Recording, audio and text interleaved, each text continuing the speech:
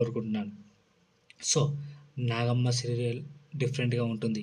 So, నేను కొన్ని రిఫరెన్స్‌గా కొన్ని ఏఏ ఫోటోలు తీసుకోబడింది.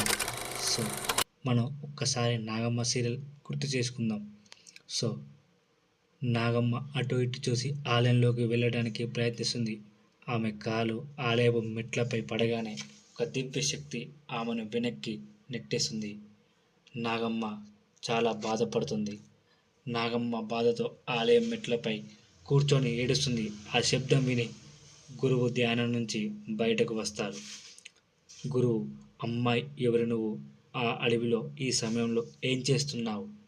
గురువుని చూడగానే నాగమ్మ తన పాము రూపాన్ని మనిషి రూపంలోకి మార్చుకుంటుంది. గురువు ఆశ్చర్యంగా చూస్తాడు. నాగమ్మ భయంతో గురువు దగ్గర నుంచి పారిపోవడానికి ప్రయత్నిస్తుంది.